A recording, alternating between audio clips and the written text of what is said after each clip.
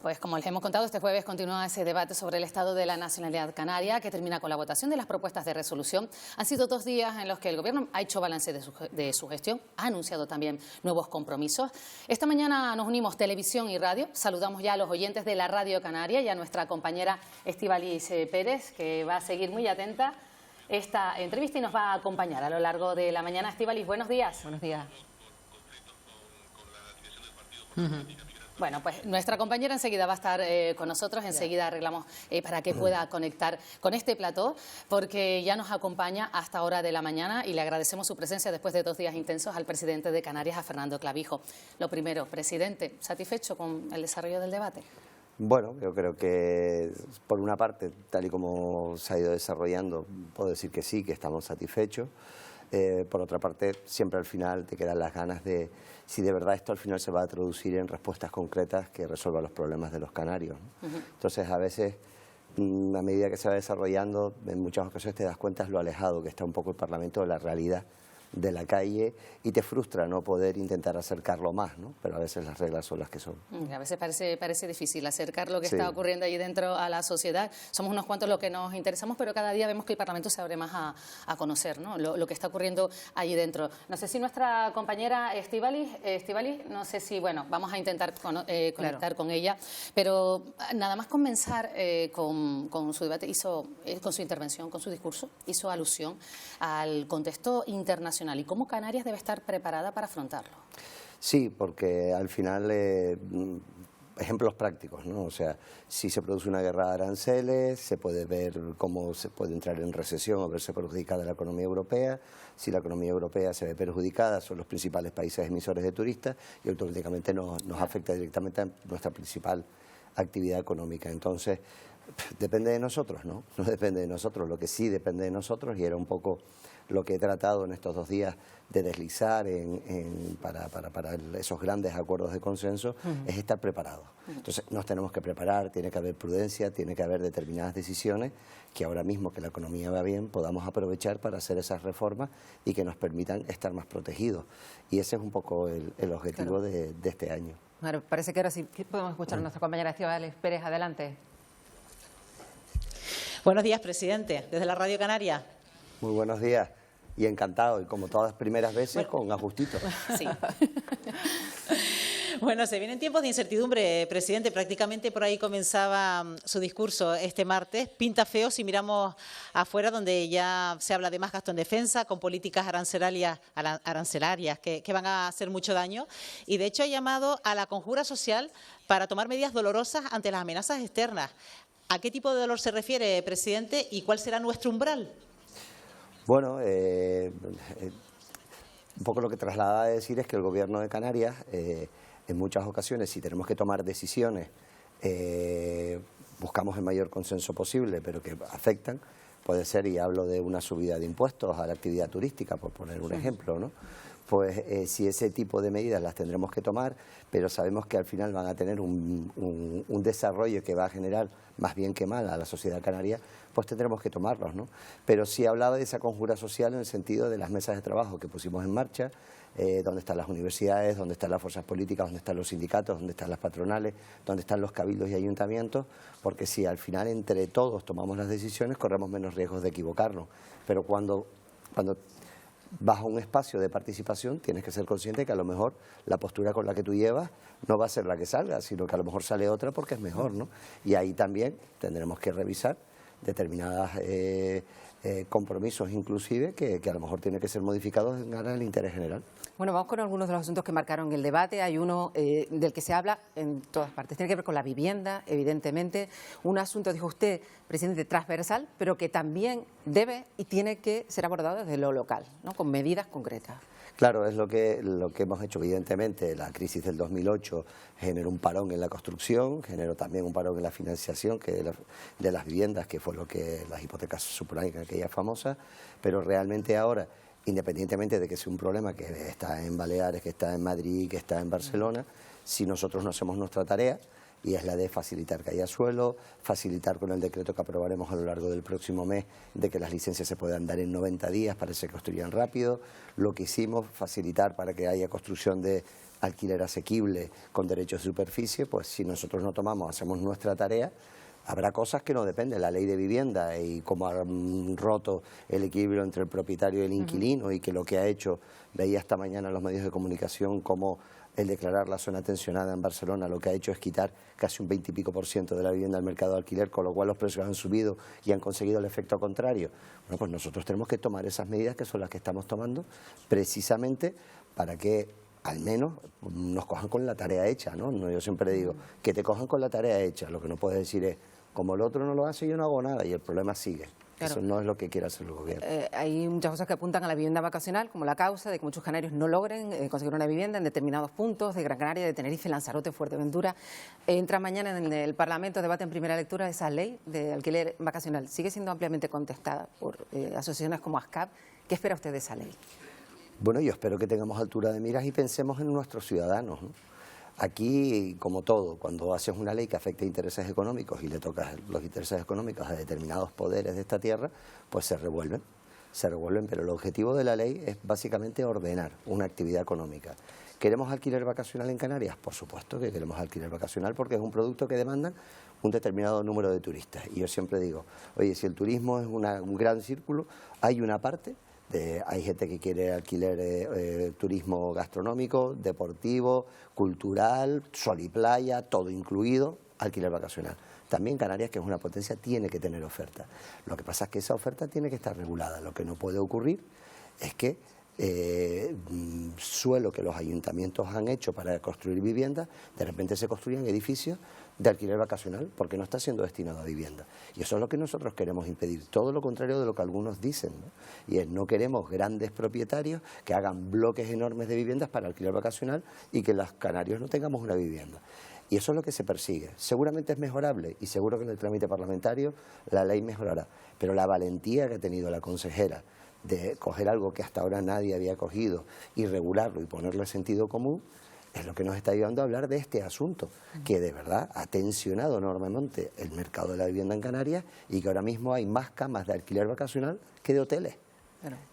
Bueno, en cualquier caso, y ya cerrando el capítulo de la vivienda, ha hecho un anuncio que ha llamado la atención, que tiene que ver con esa estrategia jurídico-política para poner en marcha la posibilidad incluso de limitar la compra de vivienda a extranjeros y ser aún más valiente y hablar de limitar incluso la residencia. Es un debate importante que se abre a partir de ahora, aprovechando esa condición de ultraperificidad de Canarias con varios encuentros que van a tener de forma próxima, ¿no? Sí, vamos a ver, este es uno de los debates que decíamos que se han ido postergando durante demasiado tiempo, ¿no? Y es evidente que en lo que llevamos del siglo XXI, 25 años, Canarias ha crecido en 570.000 personas, 20.000, 22.000 personas al año. Es imposible que podamos mantener ese crecimiento, primero porque no vamos a caber y segundo porque los servicios públicos no pueden ir a la misma velocidad que crece la población. ¿Qué estamos pidiendo? Nada que no esté ya en la Unión Europea. ¿Cuál es la diferencia? En su momento, cuando se negoció determinados países, como puede ser Finlandia, al entrar a la Unión Europea, entraron con esas condiciones de, por ejemplo, poder limitar la compra de una vivienda a un extranjero si no lleva residiendo 5 años. O poder incluso, para dar la condición de residente, poder limitar a un tiempo, un periodo de tiempo, un contrato de trabajo o en algunas ocasiones a tener un arraigo. De tal forma que eso que se negoció antes de entrar, Canarias, cuando entramos hace más de 40 años y éramos la Europa de los 13, no la de los 27, pues las condiciones fueron otras, como por ejemplo nuestras condiciones incluso socioeconómicas eran distintas. ¿Qué decimos ahora? Oye, renegociemos. Necesitamos que el Estado nos acompañe, porque la Unión Europea se relaciona con el Estado miembro, y necesitamos poder generar ese debate, que insisto, no estamos pidiendo nada, ni que vaya contra los principios de la Unión Europea, ni que no esté ya en otros territorios. Hay otro de los asuntos, son muchos los que queremos tratar esta mañana, pero es el de la sanidad. Usted pues destacó esos datos de disminución en las listas de espera de intervenciones quirúrgicas, los tiempos van mejorando, pero claro, la oposición lo ha acusado al gobierno, a su gobierno de maquillar esos datos. Bueno, los datos son buenos. Los datos de sanidad, si usted me pregunta, ¿está satisfecho? Yo tengo que decir que no. Claro que no estoy satisfecho, pero lo que hablábamos en el día de ayer y antes de ayer es cómo estaba cuando llegamos y cómo está ahora. ¿La sanidad ha mejorado? Sin lugar a dudas. Hemos abordado temas históricos que ellos decían que era imposible, como la visión del historial, la historia unificada clínica, que era absurdo que tú tuvieses un percance en Lanzarote y cuando vinieses a Tenerife te tuviesen que repetir todas las pruebas porque el médico de Tenerife no podía saber las pruebas que te habían hecho en Lanzarote, y que eso es un gasto enorme y duplicidad en tiempo. Pues eso es algo que ellos dijeron que era imposible y que es posible. Por lo tanto, la sanidad ha mejorado, sin lugar a dudas. Hemos abierto nuevos recursos en todas las islas. Tenemos intervenciones, la capacidad, con un compromiso enorme de los trabajadores sociales de sanidad pública para mejorar el sistema de sus propios trabajadores es enorme. Ahora, ¿es mejorable? Claro que es mejorable, sí. Ahí nunca, en ningún momento de ninguna intervención, ni de los portavoces de los grupos que apoyan al gobierno, ni el mío propio, habrán escuchado autocomplacencia. Ahora, lo que no podemos negar es una realidad. ¿Y en cuanto a la dependencia, también es mejorable? Hemos mejorado en 300 días. Ahora tú dices, ¿cuánto se está tardando en resolver? Pues 500 y pico días. Es mucho, es muchísimo. Pero es que cuando llegamos estábamos hablando de casi 900 días. Entonces, ¿se ha mejorado en este año y pico? Sí. ¿Se están grabando más en el sistema? Claro que se están grabando más. En un año hemos grabado más solicitudes que todo el Pacto de las Flores en 4 años. ¿Y por qué lo hemos hecho? Porque se están tramitando las solicitudes. Antes se quedaban, cuando llegamos las teníamos en una gaveta. Y además, estamos haciendo un decreto, que ha sido criticado por la oposición, para, en vez de tener 2 pasos, que es el reconocimiento del derecho y el plan individualizado de atención, hacerlo en un, con lo cual vamos a dividir por 2 los tiempos. Bueno, destaca esos avances, ¿no? También en dependencia. ¿Y qué pasa con las urgencias? Las urgencias, que hemos visto el malestar, tanto de los pacientes, familiares, de los propios profesionales, saliendo a las puertas, por ejemplo, del Hospital Universitario de Canarias, también el Hospital de la Candelaria, hablamos de la isla de Tenerife, en Gran Canaria el insular también ha tenido problemas. ¿Habrá una solución para el colapso a corto plazo? Sí, ahora mismo, en el Hospital Universitario de Canarias, por poner un ejemplo, no solo se ha tenido 2 jefes de servicios en un breve espacio de tiempo, sino que además hemos hecho un plan de choque. Pero, a ver, cuando llegas a las urgencias, y ustedes como medio de comunicación, siempre cuando viene la etapa de la gripe, siempre hay colapso en urgencias. Podríamos hacer 2 cosas, repetir más de lo mismo y dejamos las cosas. Entonces sabremos que periódicamente hay los picos donde la gente espera en los pasillos y vemos esas imágenes que son dantescas, o cogíamos el toro por los cuernos y nos metíamos a reestructurar urgencias. Eso es lo que hemos hecho. Evidentemente, cualquier cambio genera resistencias dentro de la propia organización, y eso está generando que los cambios que se están produciendo, que además se van a acabar y se van a culminar porque es el plan de choque 2024-2026, pues genere malestar. Pero oiga, es que si hacemos más de lo mismo, vamos a estar condenados a todos los años a hablar del colapso de urgencia. Y ahí se está metiendo recursos, personal, incrementos retributivos, que los pude yo detallar en el debate. Estíbaliz, adelante.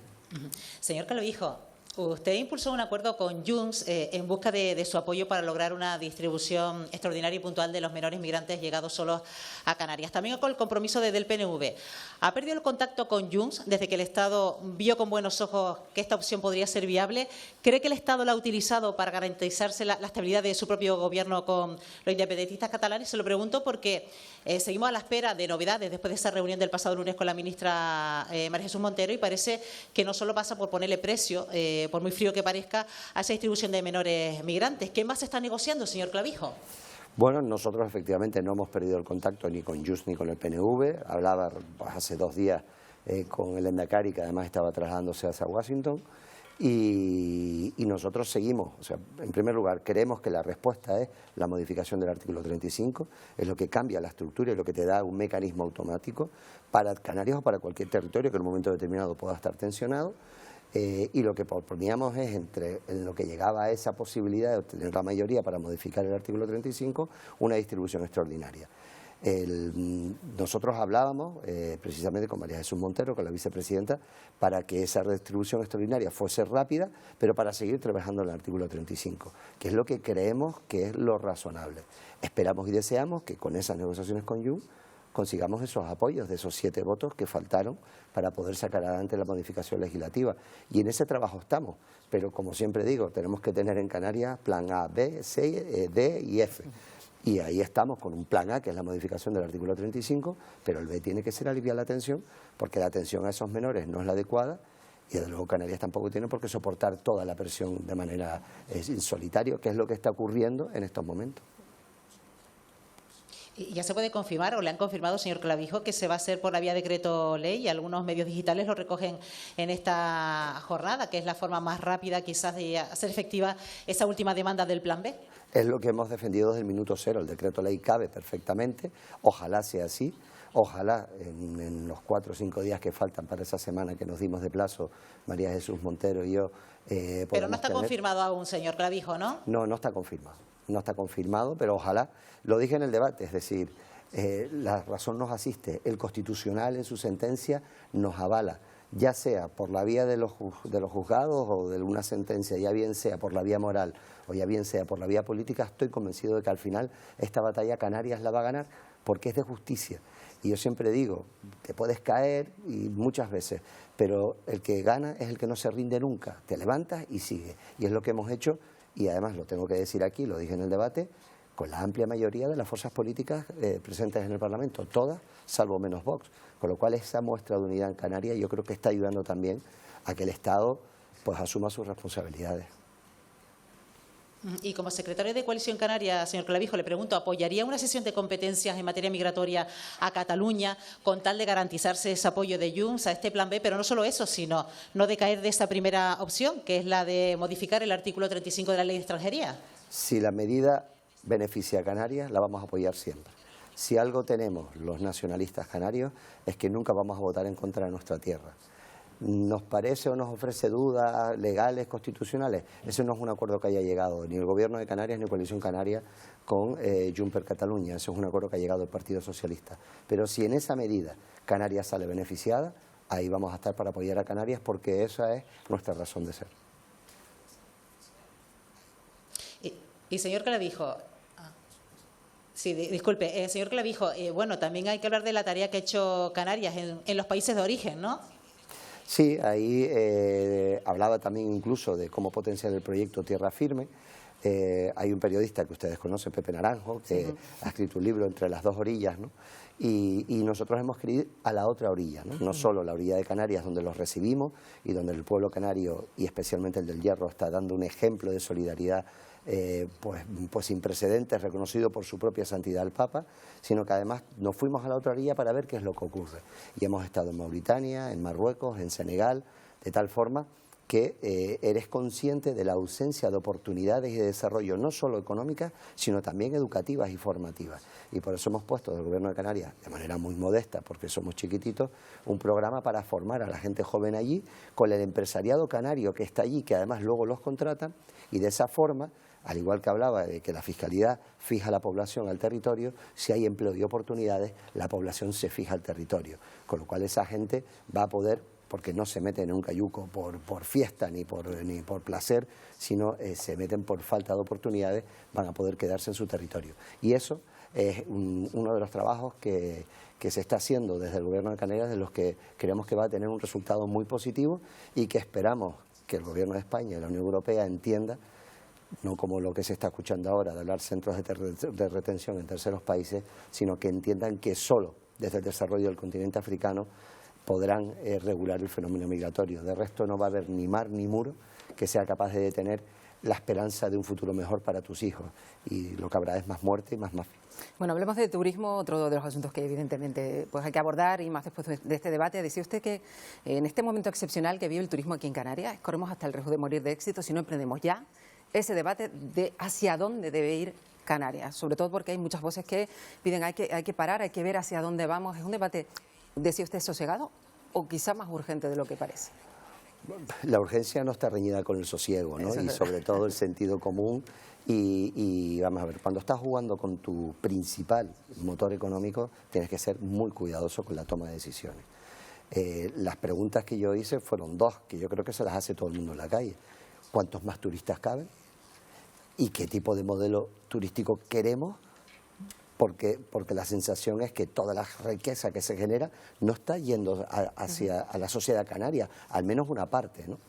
Entonces, yo creo, y en las mesas que hemos puesto en la conferencia de presidentes con cabildos, ayuntamientos, universidades y sindicatos, tercer sector, que es evidente que 18 millones de turistas al año parece una cifra ya tope, y que lo que tenemos es que buscar de qué forma esos turistas pueden gastar más dinero, dejar más riqueza, hacer compatible esa actividad turística que conviva de manera pacífica con la población residente y haya un equilibrio entre que no nos sentamos extranjeros en nuestra propia tierra y claro, problemas como el de los sueldos, problemas como el de la vivienda hacen que te sientas incómodo y paralelamente cómo conseguimos, y ahí lo decía claro, la necesidad de subir los sueldos, cómo conseguimos que esa riqueza se redistribuya mejor. Hay dos vertientes. Bueno, pues la oposición defiende una subida de impuestos. Yo digo que la subida de impuestos no repercute directamente en los bolsillos de las familias canarias. Si queremos que haya menos pobreza, menos exclusión y más bienestar, necesitamos que las familias canarias tengan más renta disponible, es decir, tengan más dinero en sus bolsillos. Y nosotros somos partidarios de que lo ideal es que la negociación colectiva y la concertación social se traduzca en una mejora salarial, de tal forma que la renta disponible suba y desde el momento que las familias canarias tienen más recursos, salta y ya no estás en exclusión social. La otra vía, bueno, es un elemento recaudatorio, que si tiene que ser será, que no es lo que nosotros queremos, pero al final eso no implica que las familias canarias tengan más dinero para el bolsillo, significa que las administraciones canarias tengamos más recursos, pero eso no saca a las familias canarias de la exclusión social. Vamos a seguir hablando de las familias canarias porque es importante para muchos de nosotros esa bonificación al transporte público. Se garantiza que por lo menos este 2025 va a estar, pero se trata de una medida al final temporal. Tenemos que tener eso claro. Bueno, yo creo que es una medida que el Gobierno de España a la larga querrá ir modificando.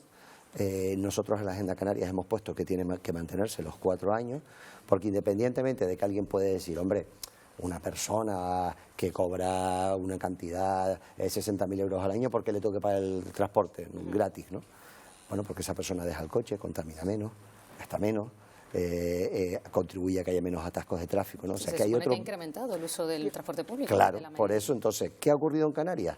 Que se ha incrementado, bueno, de hecho los cabildos están comprando guaguas porque no dan avío, con lo cual no solo tenemos que ver el beneficio de la persona que utiliza gratuitamente el transporte, sino el beneficio indirecto que se traduce en las carreteras y en la contaminación. Por lo tanto, nosotros defendemos que la gratuidad del transporte ha sido tremendamente positiva en Canarias y es una medida que deberíamos mantener en el tiempo de manera indefinida. ¿Por qué? Porque se está viendo y en la medida que la gente ve que tiene un transporte público competitivo y asequible, pues salta del vehículo privado al transporte público. No nos queremos olvidar de un apunte sobre el sector primario porque están dispuestos a pedir al Estado que haya una reunión entre los ministerios de Agricultura de Francia, de Portugal, de España, los que tienen regiones ultraperiféricas, en concreto para ver cómo se compensa, cómo puede afectar ese acuerdo de Mercosur, en concreto aquí a nuestro archipiélago. ¿Debemos estar atentos? Sí, y es vital, porque vamos a ver, ¿qué ocurre con el acuerdo Mercosur? Tú coges y a un productor local le pones una serie de requisitos positivos porque es lo que te llevas a la boca y lo que comes o lo que le das a tus hijos. Quieres que esté sano, que no tenga productos químicos, le pones una serie de requisitos que hace que los costes de producción sean altos porque bueno, la garantía, la trazabilidad y la garantía alimentaria tiene que ser positiva. Pero sin embargo, con esos acuerdos vas a permitir que te venga de terceros países todo sin esos controles. Entonces tienes al productor local que tiene que competir, que ya es chiquitito, no tienes esas grandes plantaciones, tiene que competir con alguien que los costes laborales, de producción y las economías de escala de los grandes cultivos, es difícil competir. Pero además tienes en el mismo mostrador, vamos a poner un ejemplo, una papa canaria que tienes una garantía fitosanitaria exquisita con los controles de la Unión Europea y otra papa que no es canaria, que resulta que no sabe lo que es. Pero claro, el que va a comprar la papa ve una papa a 30 céntimos y otra a 12 céntimos. No distingue, ¿no? Entonces, esos acuerdos de Mercosur que obedecen a otro tipo de intereses de la Unión Europea que tiene que ver con la exportación a lo mejor de productos industriales, en Canarias nos va a matar. Y lo que estamos hablando es, hay 3 países de la Unión Europea que pueden ejercer el derecho a veto, que son Francia, Portugal y España, y lo que le pedimos a nuestros ministros de esos países es, oiga, ¿quieren hacerlo por los intereses generales de Europa? Usted hágalo. Pero las regiones ultraperiféricas, que somos chiquititos y que la Unión Europea reconoce que tenemos que tener un tratamiento singular, protéjanos o compénsenos, porque si no van a desaparecer. Claro, la verdad es que todos los temas son para estar media hora. Sí, pasa tiempo muy rápido. Poco tiempo que hay, pero además sí vemos todos los temas que son importantes, por ejemplo, ese compromiso que ha vuelto a expresar su gobierno con la isla de La Palma. Decía usted, con hechos y no con palabras.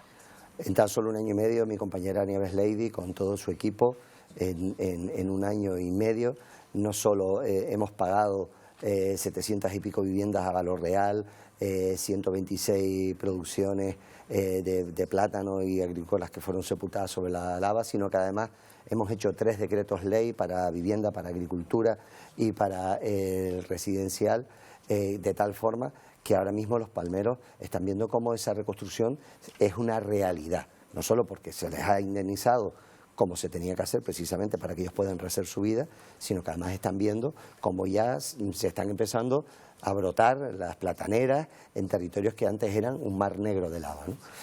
Queda mucho por hacer y el presupuesto del año pasado fueron 50 millones, este año otros 50, le reclamamos al Estado los 100 que emitió precisamente con una enmienda a Honoramas en el presupuesto del 2023, estamos reclamándole los otros 100 porque yo creo que en el plazo que nos marcamos de 3 años pueda, digamos, compensar a todos los palmeros que fueron afectados directamente por la erupción del volcán. Presidente, hemos hablado de emergencia habitacional, de emergencia migratoria, pero también en Canarias tenemos una emergencia hídrica y una emergencia energética.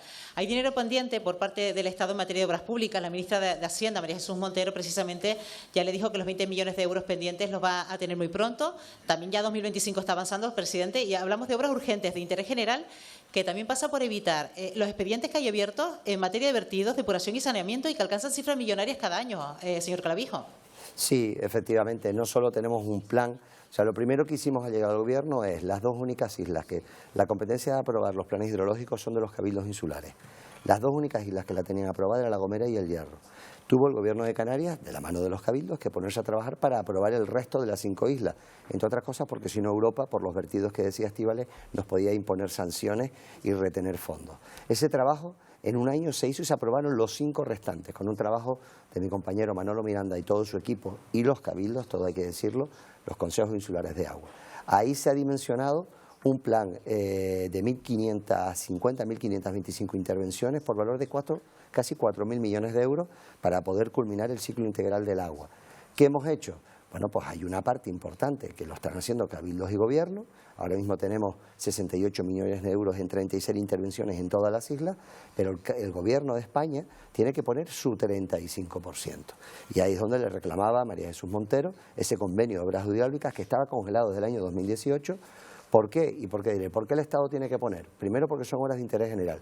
Y segundo, porque en Canarias no hay embalses, no hay trasvases, no hay ríos. Por lo tanto, nosotros necesitamos también que el Estado se implique en esas obras de interés general. El Gobierno de Canarias ha hecho la tarea de la planificación y está poniendo la tarea de poner fondos, porque al final hay que poner recursos económicos si de verdad quieres que esto se arregle. Los cabildos insulares también, le toca mover ficha al Estado, que es lo que le pedí yo a la vicepresidenta el pasado lunes. Y señor Clavijo, permítame, ¿cómo se considera usted, de derecha o de izquierda? Bueno, se lo pregunto porque esta pregunta ha salido también en el debate sobre el Estado de la Nacionalidad y ha surgido respecto a esos pactos alcanzados por parte de Coalición Canaria, el Partido Popular y Vox en determinados ayuntamientos. Hemos conocido ya el último documento, esa presentación de una moción de censura en Granadilla de Abona. Algunos compañeros de su partido no comparten esas alianzas, sobre todo cuando Coalición Canaria había establecido unas líneas rojas. Bueno, hay que distinguir 2 cosas. Yo siempre, en el debate es curioso, ¿no? Porque quienes lo siguen, los valientes que consiguen seguirlo todo, porque hay que ser valiente para seguirlo. Los hay, se lo puedo asegurar, ¿eh? Sí. Si escuchas a la oposición, nos empujan a la derecha y si escuchas a otra parte de la oposición, somos comunistas, poco más, ¿no? Mira, nosotros, al menos yo personalmente soy canario y el ideario de mi partido es canario y progresista. Y ahí lo tenemos claro. Y lo que me preguntaban antes, es decir, si algo beneficia a Canarias, los nacionalistas canarios vamos a apoyarlo. A partir de ahí, evidentemente, los pactos locales, como en todos los partidos, yo quiero recordar aquí que el Partido Socialista tiene 8 pactos en ayuntamientos con Vox en España. O sea que cuando vienen un poco a criticar, todos los partidos, las corporaciones, en este caso las corporaciones locales, las agrupaciones locales, tienen su independencia para realizar los pactos, ¿no? Pero es evidente que nosotros ni compartimos y tenemos dictaminado en nuestros órganos, como verán, ni en ningún cabildo ni en el Gobierno de Canarias, por supuesto, hay ningún acuerdo con Vox porque somos un huevo y una castaña. Otra cosa, Bueno, pues son los pactos locales que tienen independencia y que los podrás compartir o no, pero está dentro del juego de la política. Y hablando de pactos, y le pregunto ya como líder de Coalición Canaria, ¿cómo va el pacto de gobierno entre Coalición Canaria y Partido Popular? Y en concreto, ayer el portavoz del Grupo Nacionalista Canario, el señor Barragán, decía que el gobierno es fuerte, que es estable, pero claro, añadía esa frase de si cree que debe mejorar sus equipos, hágalo. ¿Cómo debemos interpretar esa frase? Con todo el sentido común del mundo, es decir, si usted cree que considera que para que las cosas vayan mejor tiene que tomar decisiones, tómelas, ¿no? ¿Y va a tomar algún tipo de decisión o cree que el pacto es saludable? Ahora mismo el pacto va bien, hemos salido del debate, yo creo que la gestión de este último año es una gestión seguramente mejorable, pero una gestión positiva donde hemos mejorado en todos los indicadores. Hablaba incluso de los datos económicos de Canarias y que si te quedabas solo con eso realmente podías decir, oye, qué bien vamos, pero claro, no puedes ser ajeno a las amenazas que te vienen del exterior y yo creo que ese era un voto de confianza de los grupos y además recuerden que yo pensé mi intervención diciendo que este gobierno es perfectamente consciente de que quien lo sostiene son los grupos políticos del Parlamento. Hablaba de la división de poderes, ejecutivo, legislativo y judicial y que evidentemente éramos perfectamente conscientes de que eran los grupos políticos aquí los que permitían que este gobierno actuase, ¿no? Y en ese sentido lo que nos daba es al gobierno un voto de confianza de, oiga, está haciéndolo usted razonablemente bien, ojo con estas, y nos criticaron algunas áreas, ojo con esto que creemos que es mejorable, y si para ello tiene que tomar decisiones, tómelo. Pero usted debe entender que a veces escuchamos, en concreto con el acuerdo, ¿no?, de la acogida de menores migrantes en otras comunidades autónomas, que hay, vemos que va de la mano el gobierno de Canarias, Coalición Canaria, Partido Popular, y luego llega el Partido Popular Nacional y no está de acuerdo. ¿Cómo le explicamos esto a la ciudadanía? Bueno, pues por eso yo soy nacionalista. Porque, que lo explique el Partido Popular, entonces. Claro, o sea, porque nosotros aquí, lo que decidimos aquí, lo mantenemos y lo defendemos, porque no tenemos ninguna otra obediencia que no sea la de los canarios y claro, los grandes partidos estatales, que yo no digo que sean tan o igual o mejores canarios, pero evidentemente no tienen esa capacidad. Ponemos un ejemplo, la quita de la deuda. La quita de la deuda, que vemos ahora como el Partido Socialista sale a la defensa de que parece que es fantástico y sale a la defensa de ponerle a los canarios 500 euros más de deuda por canario. Porque si nos ponen 1.980 euros de deuda y nos quitan 1.400, nos están poniendo 500 euros más. Es más, en el Parlamento de Canarias votan que la postura debe ser 4.000 y pico millones, 1.980 euros por canario. Lo vota el Partido Socialista, pero en Madrid vota otra cosa distinta. Con lo cual, esas contradicciones le ocurren generalmente a los partidos estatales. No sé si nuestra Bueno, señor Clavijo, usted ha dicho que el pacto funciona bien, que es estable, que es saludable, pero al margen de todo eso, a veces en el Ecuador de un mandato se produce en cambio una reorganización del Ejecutivo. ¿Se lo plantea? En estos momentos no tengo ningún planteamiento de remodelación del Ejecutivo. Es evidente que nosotros hemos hecho el balance de este último año, pero uno siempre tiene que estar sujeto a cualquier cambio, todos en general. ¿Eso significa que se vaya a hacer? No, pero lo que sí valoro positivamente es que los grupos que apoyan al gobierno le digan al gobierno, oiga, si usted tiene que tomar alguna medida para que funcione mejor, tómela, que aquí estamos nosotros para respaldarlo, ¿no? Yo lo veo en ese sentido. Lo que pasa es que a lo mejor esa franqueza a veces no se acostumbra, le pedí que lo explicara bien, no se acostumbra a tener, pero también digo que estamos intentando, y al final de mi discurso ayer lo intentaba decir, es decir, vivimos un momento en el que el descrédito de la clase política, el desafecto, en el que a la gente joven no le interesa la política, en el que somos más un problema que una solución para los ciudadanos, tú puedes decir, sí, oye, y vale, perfecto, ¿no? Pero no, es que yo me siento responsable de que eso ocurra así, porque yo ejerzo la política, tengo un puesto institucional, y si los ciudadanos están opinando eso, no opina de los otros, ¿no? Y de mí también, que está opinando lo mismo. Luego apelaba al menos a esos grandes acuerdos para que la gente vea que de verdad ese modo canario de hacer política es posible y podemos alcanzar grandes acuerdos. Ahora, si todo el mundo cree que el problema es del otro y yo no tengo ningún problema, difícilmente arreglaremos esto y conseguiremos que la gente entienda que la mejor forma de autogobernarnos es la democracia. Bueno, estamos casi llegando al final, presidente, y sí le queremos pedir una reflexión sobre esto de lo que estamos hablando tanto estos días. Está a punto de cumplirse 5 años, un lustro nada más y nada menos, de que se decretó ese estado de alarma, ese momento que nos cambió la vida a todos, de alguna manera, cambió la historia casi de todos. ¿Qué reflexión saca 5 años después? 5 años después me da la sensación de que al final hemos vuelto a más de lo mismo. Creo que 5 años después de aquellos momentos de miedo en el que descubrimos el Zoom y hablabas con tus padres, hablabas con tus abuelos, no sabías si los ibas a volver a ver, tenías incluso a veces no sabías lo que ocurría en los centros de mayores de personas. Entonces parece que todo eso se nos ha olvidado, ¿no? Y no hemos aprendido algunas lecciones. Nosotros intentamos recordarlo, nosotros intentamos hacer cosas, ¿no? Recordemos, y yo recuerdo, ir subirnos en una guagua y pasar por la Milla de Oro en Arona, y aquello parece una película del oeste, todo desierto, ¿no? Imágenes que yo creo que es conveniente que las recordemos para que sepamos lo vulnerables y los que somos, y que tengamos ojito con algunas decisiones, ¿no? Porque hemos vuelto al más de lo mismo, y contra eso hay que luchar todos los días. Estoy seguro que ustedes los medios de comunicación lo harán 5 años después. Recordemos aquello, porque no se nos debe olvidar. Afortunadamente el ser humano tiende a olvidar lo malo, pero no lo olvidemos, porque hay determinadas acciones que tenemos que cambiar, y en eso estamos intentando, si no queremos que lo que ocurra, que puede ocurrir con el contexto en el que estamos viviendo, nos vuelva a impactar de lleno y a generarnos tanto dolor. Pues Fernando Clavijo, presidente del Gobierno de Canarias, ¿seguirá haciendo política con ese modo canario? ¿A qué se refiere cuando habla del modo canario? El del consenso, el del diálogo, el de reconocer que te puedes equivocar, el sentarte en una mesa pensando que las cosas tienen que ser de una manera y ser capaz y permeable a que los otros te convenzan de que es mejor hacerlos de otra manera, a que las peleas que podamos tener en el Parlamento, los discursos duros, no impidan tomarnos un café después y echarnos una broma, a esa naturalidad con la que los canarios siempre nos hemos comportado, ¿no? Y eso, que miras a Madrid, que es imposible y que no entiendes cómo el presidente del Gobierno de España es incapaz de hablar con el líder de la oposición por el interés general de los españoles, a mí eso, perdonen, pero no soy capaz de entenderlo, sobre todo porque es malo para los españoles, ¿no? Fernando Clavijo, presidente del Gobierno de Canarias, muchísimas gracias por habernos acompañado, y también, Estíbaliz, a todos los oyentes de la Radio Canaria. Estíbaliz. Gracias, buenos días, gracias, presidente. Muchísimas gracias. Gracias por habernos acompañado en este